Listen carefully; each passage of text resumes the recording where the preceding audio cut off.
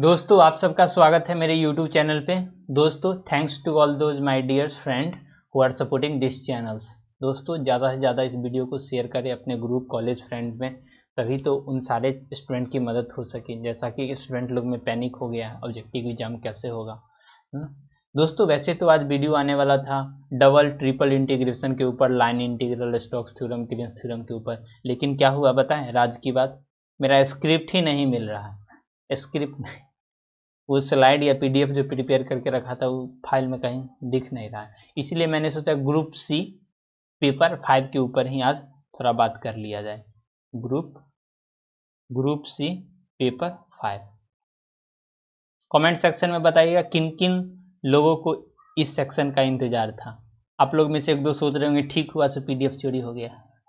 चोरी नहीं हुआ, यही फाइल में कहीं डिलीट हो गया, नहीं तो मिल नहीं रहा। ये भी काम का ही है, इसी में पढ़ते हैं। दोस्तों ग्रुप सी पेपर 5 में अगर बात किया जाए तो sequence and series of a function है और उसका कन्वर्जेंस पढ़ना है, पॉइंट वाइज कन्वर्जेंस पढ़ना है, यूनिफॉर्म कन्वर्जेंस फंक्शन पढ़ना है, सीक्वेंस और सीरीज का। अगर बेसिकली देखा जाए तो सीक्वेंस और सीरीज में क्या अंतर है, सीक्वेंस और सीरीज में क्या अंतर है ना। सीक्वेंस और ये हो गया आपका सीरीज। सीक्वेंस का इस तरह से और सीरीज का इस तरह से डिनोट किया जाता है। इसमें सिर्फ n ही है ना, अगर इसका n स्क्वायर 1/n², 1/n², अगर इस तरह से है, तो इस तरह से इसमें क्या n है तो ये क्या sequence of A number, real number में बात कर रहे हैं। बट अभी जो पढ़ेंगे वो सीक्वेंस ऑफ ए फंक्शन पढ़ेंगे। अगर ये दोनों के बारे में डिटेल जानकारी लेना होगा तो दो वीडियो बना हुआ, आप उसे देख सकते हैं, उससे आपको क्लियरिटी आ जाएगा। सीक्वेंस एंड सीरीज के ऊपर बना हुआ है, प्लेलिस्ट में देखिएगा ना। दोस्तों हम आपको नाराज नहीं करना चाहते हैं, हम सिलेबस के अकॉर्डिंग बता रहे हैं। Sequence and series of a function इस टाइप का क्या होता है। पॉइंट वाइज कन्वर्जेंट समझने के लिए हमने एक छोटा सा एग्जांपल लिया है। सीक्वेंस से पहले स्टार्ट करते हैं, सीक्वेंस से, तभी तो फंक्शन पे जाएंगे। सीक्वेंस अगर देखें तो 2, यहाँ क्या 1/2 लिखा हुआ है, 1/2², 1/2³ 1/2। इसका अगर nth टर्म देखा जाए तो ये अगर सीक्वेंस कन्वर्जेंट है, इसका मतलब उसका nth टर्म फाइनाइट होगा। क्या बात है, क्या बात है। अगर सीक्वेंस कन्वर्जेंट है तो उसका nth टर्म फाइनाइट है, अगर सीरीज कन्वर्जेंट है तो उसका सम ऑफ nth टर्म 0 है। क्या जी सही बोल रहे हैं, बिल्कुल सही बोल रहे हैं ना। अगर इसका देखा जाए nth टर्म तो 1/2 पे पावर n, तो nth टर्म क्या हो गया, ए पे पावर n क्या हो जाएगा। ये दोबारा इसलिए दिख रहा है क्योंकि इससे पहले एक और वीडियो रिकॉर्ड किया था, लेकिन उसमें साउंड क्लियरिटी आ नहीं रहा था ना। दोस्तों अगर वीडियो से कोई सजेशन हो तभी हम बताते रहे। I love to improve my videos and contents.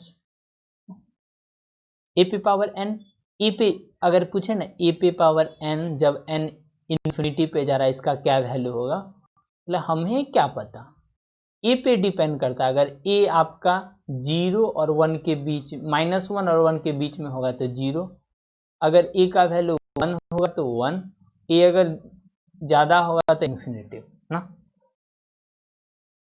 This sequence is convergent, तो इसका मतलब क्या है, दिस फाइनाइट हो गया तो क्या कन्वर्जेंट हो गया।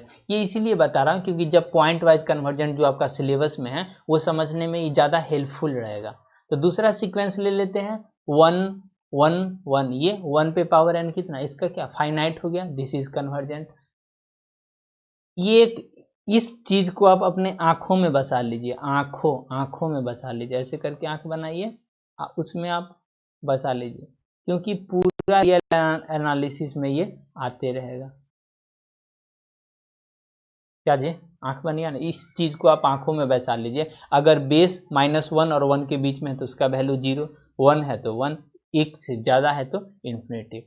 नीचे वाले सीक्वेंस को देखिए, ई क्या है, ई का वैल्यू 2 पॉइंट समथिंग होता है, ई का वैल्यू 2 पॉइंट समथिंग होता है। अगर इस चीज का हम सीक्वेंस ले तो इसका tn क्या हो जाएगा, e⁴n, तो tn n tends to infinitive, e पे पावर n इन्फिनिटिव, तो इन्फिनिटिव आ गया।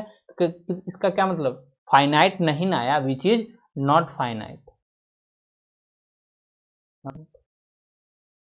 इसका मतलब क्या, दिस इज डाइवर्जेंट और अनबाउंडेड। अगर कन्वर्जेंट, कन्वर्जेंट का मीनिंग होता है वो बाउंडेड रहेगा, डाइवर्जेंट है इसका क्या मतलब अनबाउंडेड। इसका सीक्वेंस देखिए तो 1/e 1/e 1/e, ये क्या कन्वर्जेंट है। अगर ऑप्शन में बाउंडेड भी रहता तब, ऑप्शन बाउंडेड रहता, 1/e क्या है, -1 और 1 के बीच में आ रहा है। जैसे 3 क्या है, एक से ज्यादा है, हाँ है, 1/3 कम। उसी तरह से जो e है ना, e का वैल्यू 2 पॉइंट समथिंग होता है, e का वैल्यू 2 पॉइंट समथिंग होता है तो क्या होता है, तो मतलब e का वैल्यू 1 से ज्यादा, 1/e कर देगा 1 से कम, और जब भी 1 से कम रहे तो उसका पर पावर n देंगे, उस पे पावर n देंगे तो क्या वैल्यू आ जाएगा 0। तो इट मीन्स इस सीक्वेंस का वैल्यू कितना 0, कन्वर्जेंट है। हाँ अगर ऑप्शन में एक बाउंडेड भी रहता तब, बाउंडेड तो ये भी हो जाता है ना। ये तो बात रहा नंबर के ऊपर। अब थोड़ा सीक्वेंस फंक्शन के ऊपर। फंक्शन मतलब इन्वॉल्विंग वेरिएबल, इन्वॉल्विंग वेरिएबल जब भी फंक्शन का बात है, किसका फंक्शन एफ ऑफ एक्स का है ना। अगर सीक्वेंस में ही एक्स एक्स लिखा मिले तो क्या एक्स पे power 1 x square x cube, या इसी का रिप्रेजेंटेशन इस तरह से है, where n is a natural number, where n is n, ये सिंबल को हटा भी सकते हैं क्योंकि डॉट डॉट लगा ही दिए तो वो सिंबल लगाने का कोई मीनिंग ही नहीं रह जाता।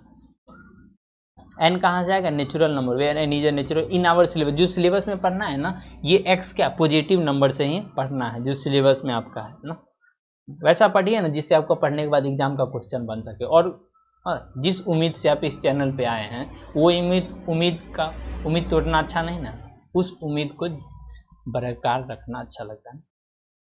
आपका उम्मीद जरूर पूरा होगा। ये देखिए तो सीक्वेंस इज कन्वर्जेंट, ये सीक्वेंस कब कन्वर्जेंट होगा, ये सीक्वेंस कब एक्स पे पावर एन कब कन्वर्जेंट था। अगर पहला एग्जाम्पल आप लोग को लग रहा होगा एग्जाम्पल टाइम पास करने के लिए, ये क्या है, ये भी तो एक्स ही ना, एक्स पे पावर, ये क्या था एक्स पे पावर एन है ना, जहां पे एक्स क्या है 1/2 है ना जी, 1/2 तो क्या था कन्वर्जेंट था।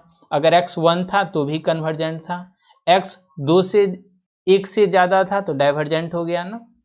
इट मीन्स ये जो पॉइंट टू पॉइंट कन्वर्जेंट बदल रहा है ना, कन्वर्जेंसी का नेचर पॉइंट टू पॉइंट, मतलब जैसे जैसे एक्स का वैल्यू चेंज हो रहा है वैसे वैसे नेचर में बदलाव आ रहा है, इसी को बोलते हैं पॉइंट वाइज कन्वर्जेंट। वो किस किस पॉइंट पे कन्वर्जेंट है, for what value of x the given sequence gives a finite value. क्या जी लाजवाब ना।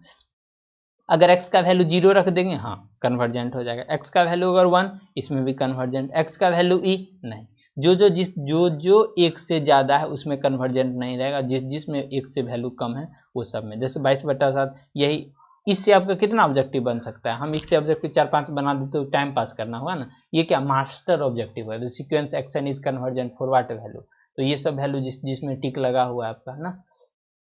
फॉर एबव क्वेश्चन से हमने क्या ऑब्जर्व किया, the sequence of the function F of, जो पॉइंट वाइज फंक्शन होता है उसको फंक्शन है तो एफ एक्स से रिप्रेजेंट करेंगे।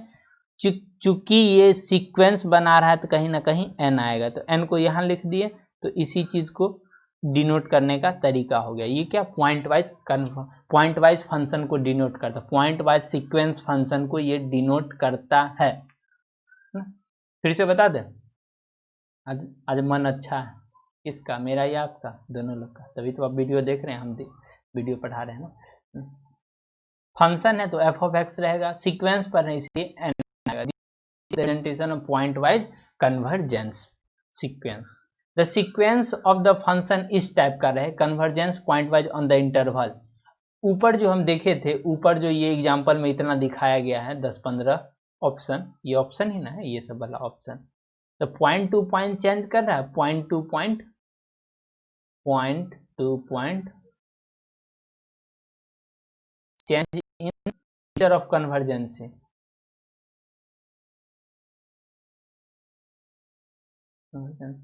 इस तरह से आप एक एक ऑप्शन में क्लियरिटी रखिएगा तो आपका ऑब्जेक्टिव क्वेश्चन बन जाएगा, क्यों नहीं बनेगा।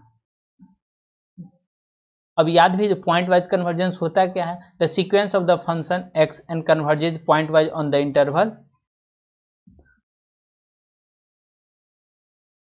Method of testing point wise convergent किस मेथड से हम टेस्ट कर सकते हैं पॉइंट वाइज कन्वर्जेंट को? स्टेप 1 स्टेप 2, सबसे पहले nth टर्म का लिमिट निकाल लिए जिस वैल्यू या जिस इंटरवल ऑफ x के लिए लिमिट फाइनाइट आ जाए उस इंटरवल या उस वैल्यू ऑफ x के लिए सीक्वेंस कन्वर्जेंट करेगा, और इसी को क्या बोलते हैं? Point wise convergent. मतलब पॉइंट टू पॉइंट बात हो रहा है ना, पॉइंट टू पॉइंट इसका नेचर चेंज हो रहा है। अगर हम इस सीक्वेंस में x पे पावर n का सीक्वेंस में x का वैल्यू 0 और 1 के बीच में दे तो क्या कन्वर्जेंट होगा? अगर हम 2 दे दे 3 दे दे यानी 1 से ज्यादा दे दे डाइवर्जेंट हो जाएगा। It's mean point to point nature change कर रहा है। इसी चीज को समझने के लिए पॉइंट वाइज कन्वर्जेंट आ गया ना। ये सब समझ में नहीं आता, अच्छा से समझाते हैं। सबसे पहले क्या होता था? सच झूठ, उसके बाद क्या आया? पूरा सच पूरा झूठ, उसके बाद क्या आया? काला झूठ काला सच सफेद झूठ। इस तरह से कैसे? पहले होता था काला लोग उजला लोग, अब होता है क्या? पूरा काला पूरा उजला, बहुत काला बहुत उजला। इस तरह से कैसे कंपैरिजन करने का तरीका बदल रहा है। उसी तरह से कन्वर्जेंसी, पहले होता था कन्वर्जेंट और डाइवर्जेंट, उसके बाद होता है point wise convergent, uniformly convergent. क्या बात, काला सच काला झूठ, इसी तरह से पढ़ा जाता है। अगर पॉइंट वाइज कन्वर्जेंट, फिर से सोचिए, फिर से सुनिए, इधर उधर की बातों में तो खो ही जाते हैं। अगर पॉइंट वाइज कन्वर्जेंसी चेक करने के लिए आ रहा है, सबसे पहले आप nth टर्म का लिमिट निकालिए। अगर nth टर्म का लिमिट किसी भी x के लिए या किसी भी इंटरवल ऑफ x के लिए फाइनाइट आ रहा है तो उस इंटरवल या उस वैल्यू ऑफ x के लिए वो सीक्वेंस ऑफ फंक्शन कन्वर्जेंट हो जाएगा। वही चीज लिखा हुआ है स्टेप में, आपके लेंगे find nth limit value of x for with the limit of nth term is finite, we write down those value लिखेंगे। Given problem is pointwise convergent for all those value of x for with the limit of nth term is finite. आप लोग सोच रहे होंगे जब इतना बोल ही दे रहे हैं तो इस तरह से क्यों लिख रहे हैं स्टेप 1 स्टेप 2 स्टेप 3? इतना इसीलिए लिख रहे हैं कि कुछ लोग को क्या वीडियो से पढ़ने में ज़्यादा इंटरेस्ट आता है, हो सकता है उसका इंटरेस्ट वीडियो पढ़ने में ना लगे, इसीलिए इस तरह से पीडीएफ भी लिख देते हैं तो बच्चा पीडीएफ देखेगा तो समझ जाएगा। The sequence xn is pointwise convergent कब होगा? ऑल वैल्यू ऑफ x के लिए? नहीं, ऊपर में देखे थे, याद कीजिए, हम याद दिलवा रहे हैं। क्या ये x पे power n convergent all value of x के लिए? नहीं, इतना तो आप कर ही सकते हैं कंपेयर ना। नहीं, for some value of x के लिए पॉइंट वाइज का, हाँ सम वैल्यू ऑफ x, क्या 0 से 1? हाँ 0 से 1, हाँ ये क्लोज है ये ओपन है, जब क्लोज के लिए है तो ओपन के लिए होगा ही। x इक्वल टू 0 के लिए x इक्वल टू पाई 1 से ज्यादा, वो सारी x की वैल्यू जो 0 और 1 के बीच में हो वो पॉइंट वाइज कन्वर्जेंट दे देगा। बिल्कुल सही ऑप्शन है ना।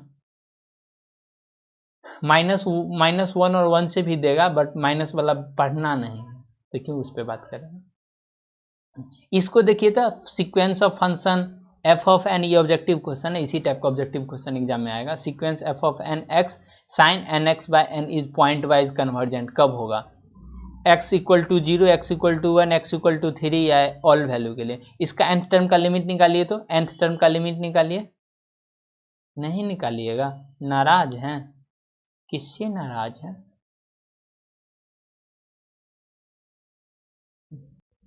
अगर ये साइन फंक्शन, ये क्या है साइन फंक्शन, तो बाउंडेड हो गया। अगर इसको देखा जाए तो 1 बाय एन साइन एन पाई, और साइन फंक्शन क्या है? बाउंडेड फंक्शन है, और 1 बाय एन कहाँ पे जा रहा है? इन्फिनिटी पे जा रहा है। इसका मतलब 1 बाय एन इंटू बाउंडेड क्या होता है? 0 इंटू बाउंडेड 0, 0 इंटू बाउंडेड, ये रिजल्ट याद रखिए, ये रिजल्ट याद रखिए, 0 इंटू बाउंडेड इक्वल टू 0। ये क्या, ये तो x पे डिपेंड ही नहीं कर रहा है, इसका मतलब पॉइंट वाइज उस सब वैल्यू के लिए for all x sine x, यहां अगर cos लिखा रहता तब उसके लिए भी क्यों? क्योंकि अगर nth टर्म का लिमिट निकालते हैं तो वो बाउंडेड आ जाएगा, बाउंडेड इंटू 0 क्या हो जाएगा? 0, यानी nth टर्म का लिमिट 0 आ रहा है। 0 is finite, therefore it is pointwise convergent for all value of x। Sine x की जगह कॉस एक्स भी रहता तो वही ऑप्शन रहता ना, बार बार एक ही ऑप्शन लिखने में क्या अच्छा नहीं लगता, टाइम पास हो जाता। यही टाइम आप बचा के रखिएगा तो कोई और क्वेश्चन के साथ में बिताइएगा, क्वेश्चन के साथ बोले हम। Both are pointwise convergent for all x. देखिए वो ऑप्शन किसी तरह से अरेंज करके रख सकता है, इसलिए ऑप्शन के पीछे मत भागिए। कॉन्सेप्ट देखिए कैसे, एक क्वेश्चन है ना उस पर दो क्वेश्चन, एक कॉन्सेप्ट के ऊपर दो क्वेश्चन कैसे अप्लाई हो रहा है। नेक्स्ट आपका है uniform convergence of A sequence of a function. Uniform convergent क्या होता है, इसकी डेप्थ मीनिंग में मत जाइए, इतना देखिए ये इस टाइप का होता है, इस टाइप का। ये नहीं भी जानिएगा ना, ये नहीं भी जानिएगा, ये नहीं भी जानिएगा तो भी आपका question each and every question objective question बन जाएगा, और आपका एग्जाम तो ऑब्जेक्टिव है ना, तो इसलिए इसमें टाइम वेस्ट नहीं करते। ये दो रिजल्ट याद रखिए, अगर यूनिफॉर्म कन्वर्जेंट है तो वो पॉइंट वाइज कन्वर्जेंट होगा, बट इसका उल्टा कन्वर्स इज नॉट ट्रू। इस सिंबल का मतलब क्या हुआ, इस सिंबल और इस सिंबल का मतलब, कितना स्टूडेंट तो ये दोनों सिंबल का भी चमनप्राश बना के रख देता है, चमनप्राश समझते हो, जिससे खाने के बाद ताकत आ जाता है। कितना बच्चा, ये सिंबल का मतलब हुआ यहाँ सिर्फ जाना फ्री है, और इस सिंबल का मतलब हुआ जाना और आना दोनों फ्री है। यूनिफॉर्म कन्वर्जेंट से पॉइंट वाइज कन्वर्जेंट हो जाएगा, बट पॉइंट वाइज कन्वर्जेंट से यूनिफॉर्म कन्वर्जेंट नहीं होगा। एकदम कॉन्सेप्ट क्लियर कर लीजिए। यूनिफॉर्म लिमिट से पॉइंट वाइज लिमिट आ जाएगा, बट पॉइंट वाइज लिमिट से यूनिफॉर्म लिमिट नहीं आ जाएगा। ये दोनों पॉइंट को नोट डाउन कर लीजिए। रिवर्स इसका उल्टा ट्रू नहीं है। इसमें क्वेश्चन इसी तरह का है, एक्स पे पावर एन है, एक्स बाय एन, इसी टाइप ऑफ क्वेश्चन आएगा ना, every element in the form of x. ऐसा क्यों है, क्योंकि हम जो कॉन्सेप्ट पढ़ रहे हैं ना, वो क्या कन्वर्जेंसी एंड यूनिफॉर्म कन्वर्जेंसी ऑफ फंक्शन पढ़ रहे हैं, और जब भी फंक्शन पढ़ेंगे तो एक्स आएगा ही आएगा ना। आप अपना सिलेबस देखिएगा तो यही सब चीज़ पढ़ना है। Which of the following is true, इसमें से कौन सा ट्रू है। Every uniformly convergent sequence is pointwise convergent, ये सही है। Every point wise convergent sequence is uniformly convergent, ये उल्टा सही नहीं है। Converse is not true, not true. ऊपर देखिए, ऊपर मतलब गर्दन ऊपर करके मत देखने लगिएगा, मतलब वीडियो के अगर ऊपर स्लाइड में देखिएगा तो ये वाला ना, इसमें क्या बॉथ होगा, नहीं बॉथ नहीं होगा, ऑप्शन ए होगा। सम मोर क्वेश्चन, कुछ और क्वेश्चंस को देखते हैं। ये सारे क्वेश्चन में अगर देखा जाए एफ एन, अब तो पहचान न गए प्रभु, ये क्या है फंक्शन, और जहां पे एन लगा दिए क्या हुआ सीक्वेंस ऑफ फंक्शन। अगर इसका देखा जाए, अगर हम इसका लिमिट ऑफ nth टर्म निकालते हैं, लिमिट ऑफ nth टर्म क्या होगा, निकाल लें, आप निकालिएगा, हम निकाल देते हैं। X square by n plus x, तो x का कोई भी वैल्यू के लिए फाइनाइट ही देगा ना, जैसे 1/∞, वो क्या 0 प्लस एक्स, ये तो फाइनाइट है ना। x का वैल्यू 1 दे दीजिए, 2 दे दीजिए, 3 दे दीजिए, फाइनाइट है या नहीं, फाइनाइट है ना। x 3 दीजिएगा, 3 कभी इन्फिनिटिव थोड़ी देगा, इन्फिनिटिव कोई नंबर थोड़ी, ये क्या है सिंबल है, एक विचार है। ये कन्वर्ट उसी तरह से अगर इसका निकालिएगा तो हाँ, ये क्या ये तो मजाक चल रहा है। ऊपर में बताए थे बाउंडेड इनटू 0 इक्वल, हाँ ये वाला देखिए, ये क्या साइन एन एक्स बाउंडेड है, तो बाउंडेड इनटू 0 क्या 0, तो वहां से देखिए तो ये वाला क्वेश्चन ऑप्शन में आपको किसी तरह से अरेंज कर सकते, इसीलिए हम बार बार ऑप्शन नहीं लिख रहे हैं, एक ही क्वेश्चन में हम सारे ऑप्शन को ले लिए लपेटे में। Sine n x plus n क्या हुआ, sine n cos function is always bounded, तो 1/n कहाँ पे जाएगा 0 पे जाएगा, और ये क्या हो गया बाउंडेड हो गया, तो 0 इंटू बाउंडेड क्या 0 इंटू बाउंडेड इक्वल टू 0, इसका limit of n term finite आ गया। अगर आपको पॉइंट वाइज कन्वर्जेंट चेक करना है तो आप सबसे पहले nth टर्म का लिमिट निकालिए। अगर nth टर्म का लिमिट फाइनाइट आ रहा है उस इंटरवल में, जिस इंटरवल में आपको कन्वर्जेंसी चेक करना है, तो ज़्यादा तो स्पीड नहीं ना बोल रहे, हाँ। सबसे पहले आप nth टर्म का लिमिट निकालिए। अगर nth टर्म का लिमिट फाइनाइट आ रहा है किसी इंटरवल में, तो उस इंटरवल में वो पॉइंट वाइज कन्वर्जेंट होगा। उसके बाहर नहीं बता सकते। ये इसमें भी वही बात है, इसमें भी, हाँ ऊपर ये क्वेश्चन तो ऊपर भी बताए हैं। और ये अभी बता दें, क्या मजाक करते हो, मैं मजाक कर रहा हूँ। एक्स एक्स को e to power minus n है, एक्स है, एक्स एक्स को वाई डिवाइडेड बाय माइनस है तो e to the power n x. N कहाँ पे जा रहा है, एन इन्फिनिटी पे जा रहा है, इन्फिनिटी पे, इसका मतलब ऊपर में ही बताया गया है, ऊपर में ही बताया गया है। ये देखिए तो एन एन ना 0, उसी तरह से 0 इंटू एक्स, एक्स का कोई भी वैल्यू देंगे तो 0 ही आ जाएगा। It means limit of n term is finite, 0 भी तो फाइनाइट है। It means the all are pointwise convergent. पता नहीं जब जिस समय सब्जेक्टिव एग्जाम हुआ करता था उस समय तो एक क्वेश्चन पकड़िए बनाइए ऊपर का 4 क्वेश्चन बन जाता था, लेकिन ऑब्जेक्टिव ऐसा नहीं। अब हम नेक्स्ट लेवल सीक्वेंस पढ़ते हैं। यूनिफॉर्मली कन्वर्जेंट क्या होता है, यूनिफॉर्मली कन्वर्जेंट इस तरह का आपको क्वेश्चन दे देगा, उसमें पूछेगा which of the following uniformly convergent, या पॉइंट वाइज कन्वर्जेंट है, या बोथ है, या नन है। अगर सबसे पहले यूनिफॉर्मली कन्वर्जेंट चेक करेंगे, अगर यूनिफॉर्मली कन्वर्जेंट हो गया तो पॉइंट वाइज भी हो जाएगा।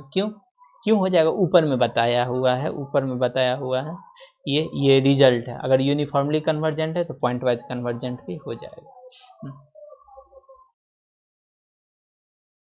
आप लोग सोच रहे होंगे ये कैसे अब होगा, तो इसमें हमने ऑब्जर्व किया है। अगर बहुत सारे क्वेश्चंस को देखिएगा तो ऑब्जर्व कीजिएगा, जो भी आपका यूनिवर्सिटी लेवल का क्वेश्चन आ रहा है प्रीवियस ईयर में भी जो सब्जेक्टिव में आता था, तो उस हिसाब से अगर देखा जाए, कंपैरेटिव स्टडी किया जाए क्वेश्चन को, तो वहाँ से कॉन्सेप्ट रिजल्ट हमने बनाया है।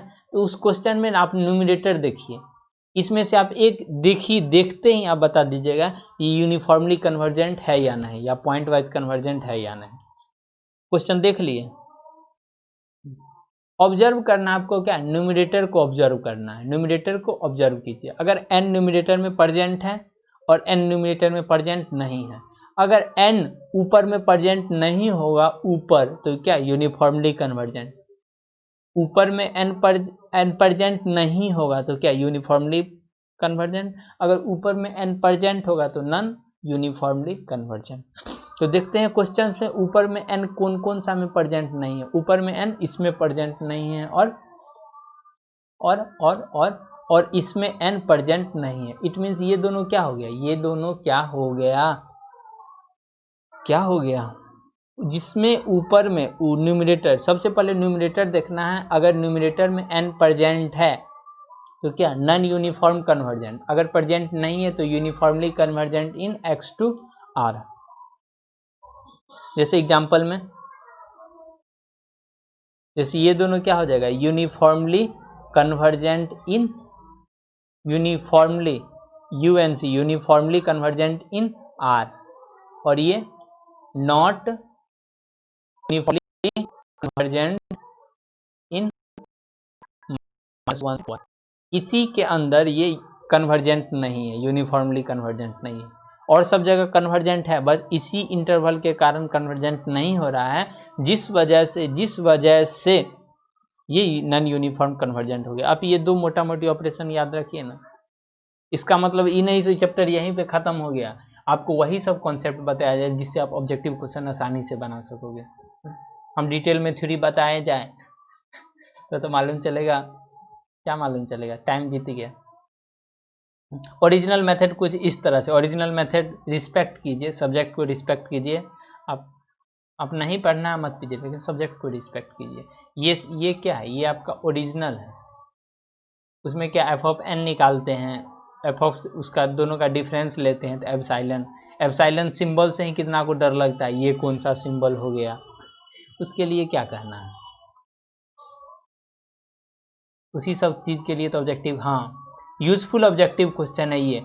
अगर इस क्वेश्चन यूनिफॉर्मली कन्वर्जेंट, इसको यहां से मिटा दीजिए, ये क्वेश्चन को देखिए तो यूनिफॉर्मली कन्वर्जेंट है x ग्रेटर देन 0 में, नॉन यूनिफॉर्मली, अगर ऊपर में n प्रेजेंट नहीं है तब यूनिफॉर्मली कन्वर्जेंट, अगर ऊपर में n प्रेजेंट है तो नॉन यूनिफॉर्म इन -1 to 1। ऊपर वाला रिजल्ट को याद रखिए ना, ये रिजल्ट को हंसते हंसते याद हो जाएगा। जो बच्चा PDF देखेगा उसको कितना याद होगा, जितना उसको पहले याद था।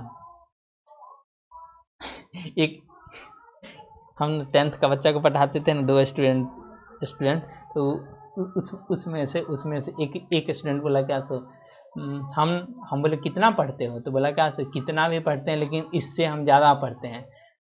तो लड़का बोला क्या सो हम कुछ पढ़ते ही नहीं है। तो 0 इंटू सम, 0 को 2 टाइम्स करोगे कितना 0, इसका मतलब वो भी नहीं पढ़ता। उसी तरह ये ओरिजिनल मेथड।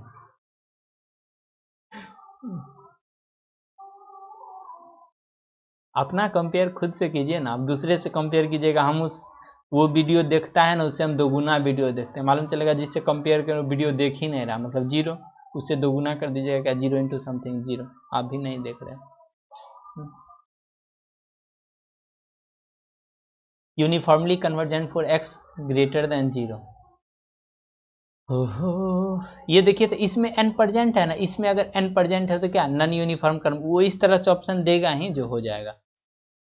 आपको फंसाने के लिए वहाँ रिसर्चर का एग्जाम नहीं देने जा रहे, यूनिवर्सिटी का एग्जाम दे रहे हैं ना।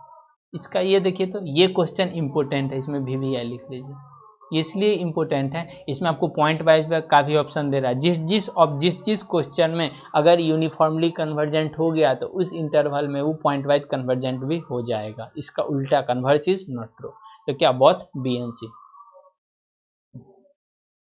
दोस्तों इस सेशन को यहीं करते हैं लास्ट, बहुत जल्द नेक्स्ट वीडियो आने वाली है, तब तक के लिए लेते हैं जाने का इजाज़त। अगर आपके दोस्त, फ्रेंड, मित्र